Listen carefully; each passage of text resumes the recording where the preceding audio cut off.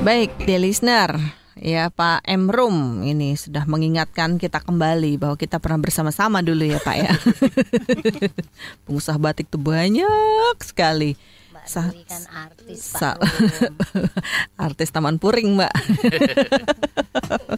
Iya, jadi batik Pucon bagaimana perkembangan terkininya Pak? Tadi kita sudah sempat sedikit menyenggol masalah budaya perusahaan bersama pakarnya ini Pak Christian. Ya mungkin ini juga bisa menjadi salah satu referensi juga ya dari seorang pengusaha untuk ya menjadi analisa begitu bagi seorang konsultan seperti Pak Chris ini. Silakan. Ya, terima kasih Mbak Riri. Alhamdulillah ya perkembangan batik Pucon dari bulan ke bulan, dari tahun ke tahun ya mengalami kenaikan walaupun pada saat menjelang Idul Fitri itu agak mengalami penurunan dibanding tahun lalu. Kok bisa? Ya karena ya saya juga bingung, batik itu turun ya. Tahun lalu saya punya ada 6 gerai, semuanya juga tidak sesuai dengan apa yang diekspektasikan. Saya harapkan. Ya. Saya melihat bisnisnya malah baju takwa ya yang ramai. Ya seperti baju koko atau baju-baju muslim lain yang polos-polos ya. Itu memang sangat diminati. Oke. Nah, batik memang pada saat setelah Idul Fitri ini mulai lagi naik daun lagi walaupun jalannya perlahan tapi pasti. Apalagi kemarin ada hari batik ya. Ya. Ya cukup lumayan. Plus diskon-diskon ya. Ada hari batik. Iya. Gitu. Ada hari batik itu memang momen yang sangat kita nantikan bersama. Iya, karena secara nasional itu sudah ditetapkan oleh pemerintah. Jadi batik Pucon ini khusus pria atau ada untuk wanitanya? Semua, anak-anak pun ada. Tapi kalau Pak Rum katakan justru batiknya yang turun di Lebaran kemarin sekarang beranjak lagi, ada juga salah seorang pelaku usaha lain yang bilang mau Lebaran ini justru dia kewalahan untuk menerima order batiknya. Ini kira-kira di mana selisih kepentingan dari konsumennya ini? Mungkin Pak Kris bisa menganalisa Pak. Ya, jadi di dalam bisnis apapun, ketika sebuah bisnis itu baik, ya, maka akan ada pemain-pemain lain yang ikutan nimbrung. Momen Memanfaatkan tren, apalagi batik kan 2 tahun terakhir heboh setelah penetapan UNESCO dan sebagainya, sehingga perusahaan-perusahaan yang di ibu kota ini saja kita lihat kan justru menganjurkan atau bahkan menetapkan hari tertentu sebagai hari batik, di mana seluruh karyawan harus menggunakan baju batik. Nah, akibatnya bisnis batik tiba-tiba membesar. Ya.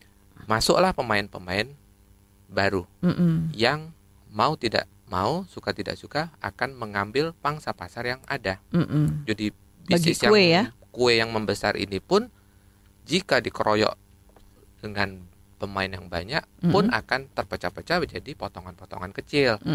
Nah, di dalam perebutan kue ini tadilah kita bisa mendapatkan potongan yang lebih besar atau sebaliknya.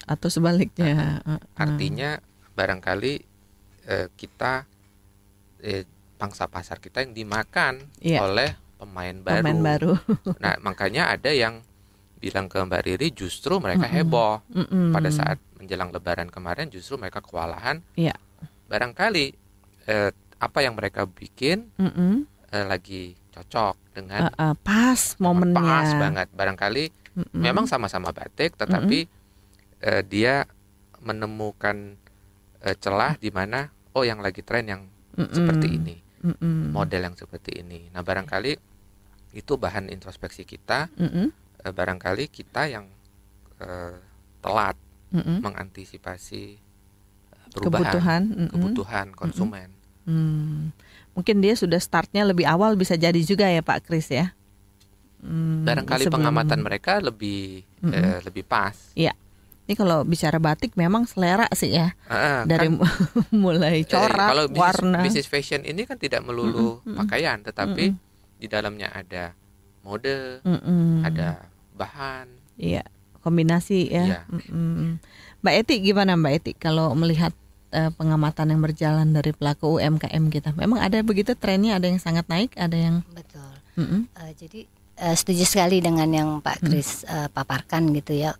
Dan juga setuju sekali dengan Pak Arum bilang. Biasanya saya sih bertahun-tahun saya lihat kalau mulai masuk ke Lebaran sebetulnya batik penjualannya turun gitu. Yang booming itu larinya ke baju Muslim ya, jadi baju koko, baju takwa, ya baju takwa lah disebutnya sekarang ya, gitu. Nah, sementara batik tuh pasti turun gitu loh.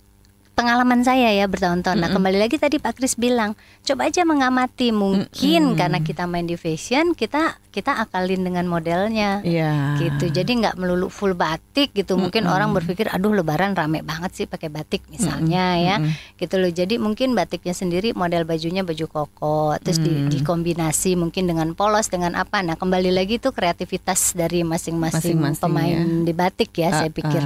Kalau Pak Arum sendiri desainnya bikin sendiri atau gimana Pak? Ya, saya desain sendiri. Memang latar belakangnya dulu ini ya, desainer ya? Bukan desain. Saya operation manager awalnya. Ya, saya sering mengamati tren-tren yang saat ini sedang berjalan. Berjalan kayak ya, apa? Seperti Bu Eti bilang tadi ya, memang kita harus selalu mengadakan suatu inovasi ya tentang produk batik itu sendiri. Jadi tidak monoton. Di pasarannya. Iya. Baik, nanti kita berlanjut di listener ya, tentunya setelah ini.